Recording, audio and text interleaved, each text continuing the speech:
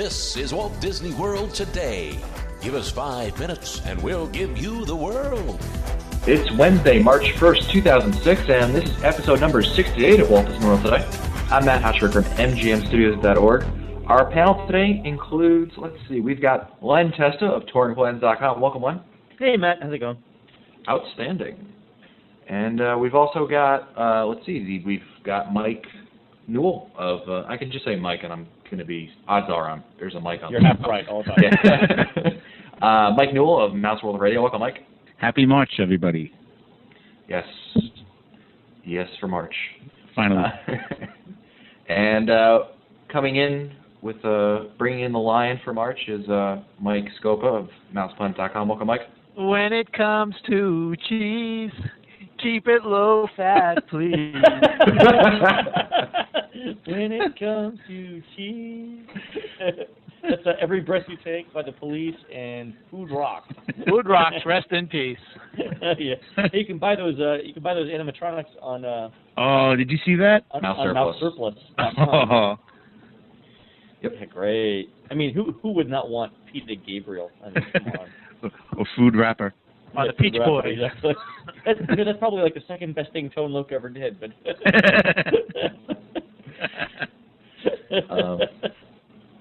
Well, it's Wednesday, which means we're doing our question show. So if you have your own questions you'd like answered, email us at questions@wdwtoday.com. Also, we're still looking for logos for Walt Disney World Today. We're looking for submissions. So if you're artistically inclined, please email us some logo designs you might think we'd like to matt@wdwtoday.com. If you have logos that you don't think we'd like, send them to mike@mouseplanet.com. and if you're not artistically inclined, start a podcast. There you go. Our first question comes from Gail Tobin of Hudson, Ohio, who writes, do all extra Magic Hour rides that are listed as extra Magic Hour rides at Epcot stay open until 12 midnight, even though Future World closes normally at 7 p.m.? Which would mean that extra Magic Hours only last until 10 o'clock in Future World. I think it's open as long as the parks have... Remember, Gail, there are some attractions in Future World, notwithstanding whatever Matt thinks about this. There are some attractions in Future World that are open until whenever Epcot closes. And those are typically the headliners like Soarin', Test Track, Mission Space, I think something like Shrink the Audience, and maybe Spaceship Earth. Those are open until the very last instant that Epcot closes, and they would be open for the full extra Magic Hours. I just can't believe never mind extra Magic Hours. I just can't believe the hydrolators went nowhere. Did we get that on tape? Did you actually said that on a show? If we haven't, then I'll freely admit that I, until fairly recently, as in like a month or two ago, did not know that the hydrolators at Living Seas went nowhere. I thought for sure they went somewhere, but it makes no sense to me why they would put them in there. The hydrolators went up and down at the Living Seas, and we're like, you've been on them, right? And you didn't get the... You felt it. We were like 10 seconds away from hearing you say that your ears popped when you were on them. I'm worried now. We got to tell them about Santa Claus. No. Well, Gail also has some other questions about extra Magic Hours. Regarding the wristbands, when does Epcot usually start to give those out? I've read 2 hours before normal closing, so would that be 5 o'clock p.m.? What time do they start giving out? Usually a few hours before. It varies from time. During the times of the year, certain times of the year, extra Magic Hours begin later. Usually about an hour or two beforehand, they will start handing them out. You can get them at any time late afternoon when they start doing that. Up until even after Magic Hours begins, they're handing them out usually about an hour into the Magic Hour, or maybe even later. Can you get wristbands? Gail wants to know if you can get wristbands after extra Magic Hours starts and still get in. Yep. Yeah, they'll let you in afterwards, yeah. Yep. Great. And can one person get extra Magic Hour wristbands if they have everyone's resort ID and park ticket with the Park Hopper option? I think yes. It's going to depend on the cast member, but when you, Mike, do you know a different one? I've never seen anybody do that one, so. All right. Here's why I think it's possible. When you go to pick up your wristband, the Disney cast member who gives you the wristband will have a small handheld computer with them with like a barcode reader. That's right. On the back, or a magnetic stripe reader, and they'll swipe each resort ID card through the machine, and the machine will tell them whether a wristband has already been issued for that card. So as long as you go up with 5 cards and none of them have ever been used, I think they will give it to you. The only problem is I'll you tell put you the why. wristband The on? only thing I would think is if Disney actually has to strap it on your wrist. I think that's the reason why I kind of doubt Yeah. they would Yeah. give you the. I think Plus they wanna also, make sure it's put if on. you have kids, I mean, they don't have, resort IDs necessarily. They have, obviously, park hopper tickets, but they don't have, Yeah. a room card. That's a good question. So you might want to ask. Well, the Yeah, card if- may have how many people would be in the room too. Wouldn't it maybe? If let's say you've got a family of 4 and you only have like 1 key card, that key card might say how many people are in that room reservation. So I'm going to lean towards no. The answer is that you got to have everyone there. Yeah, I mean, if it's going to be no, it's going to be because they have to strap it on. They want to strap it on your wrist Right. for some reason. But what would be the reason why they want to strap it on your wrist? So that other people from outside the parks can't come in. once Well, you why can't take you them just off, give them when your park pass? Because, well, the idea would be like if you have other people that aren't, they're outside your room, for instance, you want to Yeah. bring friends in, Yeah. they only give you as many things for people, non-Disney resort guests.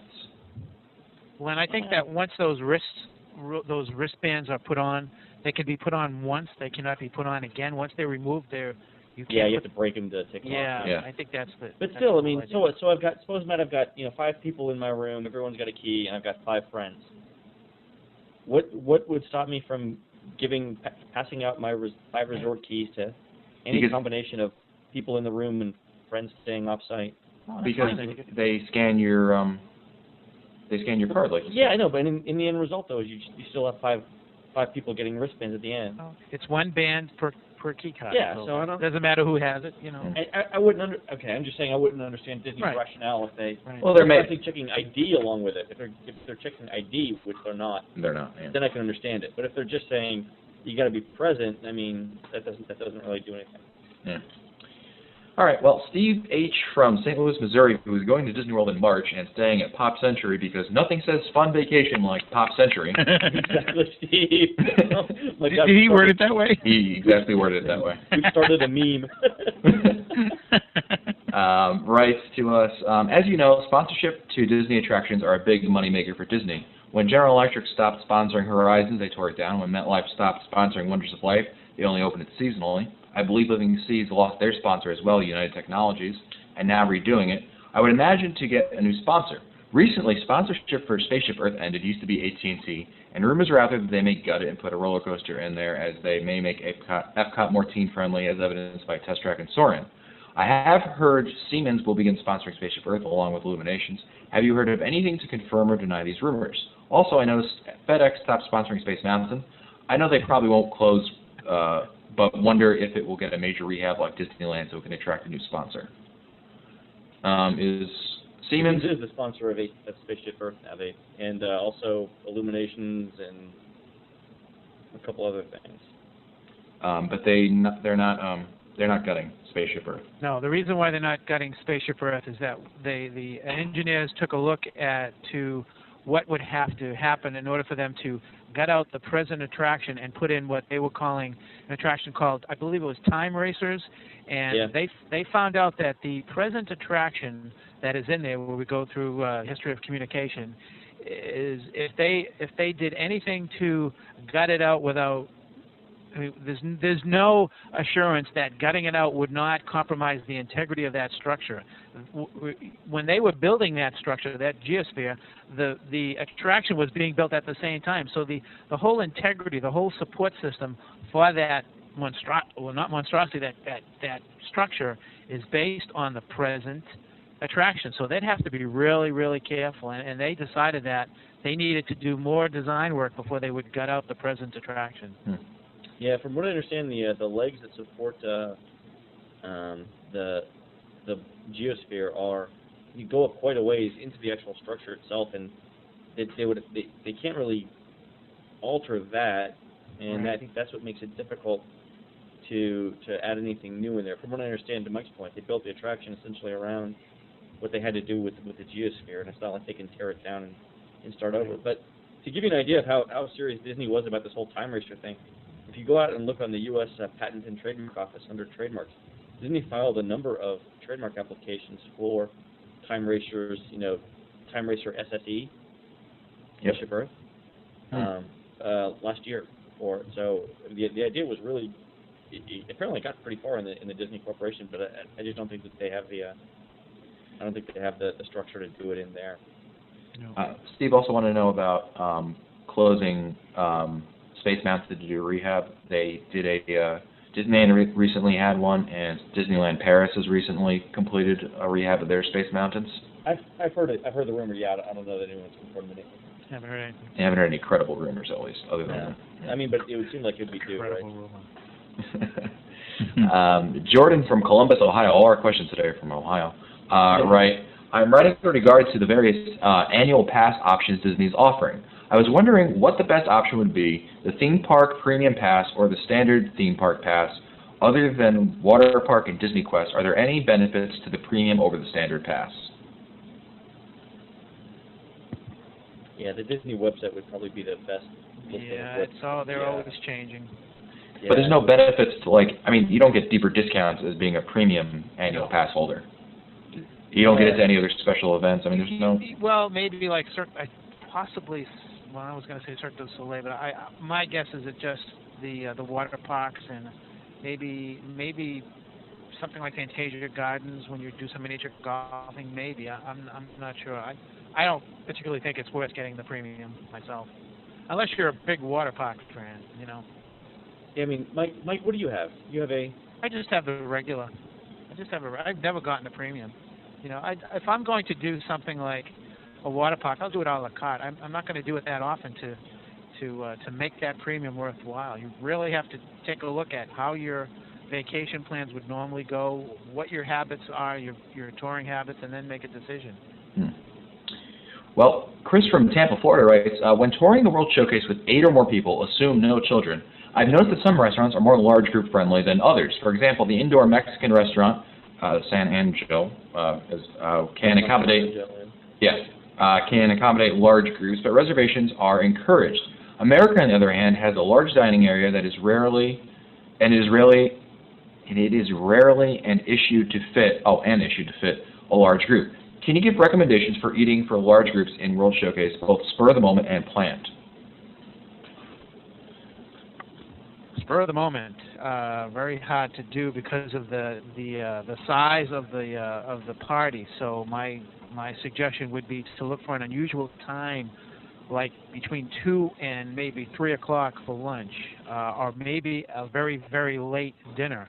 As far as restaurants, I'll start off with 3. Beer Garden, because of the size of the table. The Moroccan restaurant, because of the size of the tables, you can fit a large group there. Same thing goes for, it's very easy to seat a number of people at Nine Dragons, and of course there's the teppanyaki dining room. Those are the ones that come to surface right off the bat. Landy, teppanyaki, it must be very easy to get a large group there. Yeah, the thing is, though, teppanyaki is so popular that you have to plan that. You got to make a reservation there. It's not going to be a spur of the moment. I think for spur of the moment, your choices are. I think the better choice is probably Beer Garden. It might be harder to get in, but my other choice would be Marrakesh, which I really like. Restaurant Marrakesh in Morocco. I think for a party of 8, especially if you're going off hours, you could probably walk into Marrakesh. Although it has been popular the last couple of times we've been there. It's probably your best choice for not making a reservation and getting a seating for a table of 8. Well, Scott writes in, I was wondering if you knew the dates for this year's Night of Joy. I know it's usually held in September, but I was hoping for exact dates. Len, I believe you have those dates, don't you? It is the 8th and 9th this year. Of September. And on the 8th, I believe the entertainment is Mercy Me, Casting Striper? Crowns. Yeah, exactly, yeah. Barlow Girl, Rebecca I love James. Striper. That's the stripper. No, not Striper. Really. No, not a stripper. Len's still in Morocco. You're still in Ashkashesh. Yeah, sorry. With the black and the yellow guitar, remember that? Yeah, that's them. The spandex? That's them. Whatever happened to them? And the high hat. The David Crowder Band, Building 429. Todd Agnew, Matthew West, and Vicky Beeching, none of which are strippers. On the 9th, it's Kirk Franklin, Toby Mac, Barlow Girl again, Jeremy Camp, Smokey Norfolk, which sounds like, I don't know, Hawk Nelson, Stripper. Zoe Girl, and Tonex. That's Anyone know which tickets are? They're not on sale yet, by the way. Tickets are not yet on sale. I wouldn't know ticket prices, but those are in September, right, Len? September 8th and 9th. Right. Well, when they go on 7:30 sale. to 12:30, by the way, the hour. 7:30 p.m. to 12:30 p.m. Okay. Our last question this week comes from Mike from wdwmaps.com, who writes, just wondering if that patent you mentioned on show 59 was for the technology they used for Randall appearing from nowhere in the new Monsters, Inc. ride. It could also be used for that Nemo ride, as you speculated, on the Living Seas. Len, you may remember that we were talking about how you had found a patent that Disney had filed. Oh, the appearing and disappearing images. Yeah, and after Mike wrote in, he copied me on this message. I think that's exactly what it's for. I think it's exactly for Randall on the new Monsters, Inc. ride in California. Yep. The idea behind the patent is to have an image appear and disappear relative to a viewer. And, we were trying to figure out whether it was for Nemo or something, right? Yep. But after Mike wrote in, I'm thinking, oh, yeah, well, Randall from Monsters, Inc. is clearly the prototypical application of this. Although Disney's patent doesn't mention specifically what he wanted to use it for, in terms of what specific images. It mentions things like haunted houses or outdoor effects where things could show up and then disappear. So Could it make like whole buildings disappear, like I don't know, Stitch? no, I think that makes the audience disappear. Can it make like whole theme parks disappear? Like, I don't know, Matt, can you think of one? Let's see. It'll be a tough one. Here we go. Yeah, but I think Mike's right. I think it's exactly for Randall and then possibly for other attractions too. Great. Well, that's it for us today. This has been episode number 68 of Walt Disney World Today. Don't forget that the month of March, where we've got quite a bit coming up. We've got Jim Hill Media, Mary Waring of Mouse Planet, not quite, Mouse Savers, Mark Goldhaber of MousePlanet.com, Dave Marks of Passporter, Chantel of DVC by Resale, the lovely Christina Testa with her always entertaining stories, and we've got much more, lots of new topics, lots of new intros for Mike Scoba to amaze you with. So be sure to tune in all of this month. And if you want to find older episodes, read our show notes, or send us your comments, visit the Walt Disney World Today website at www.wdwtoday.com. You can also email us at questions@wdwtoday.com. For Len Tessa, Mike Scopa, and Mike Newell, I'm Matt Hotchkiss. We'll see you on the next show.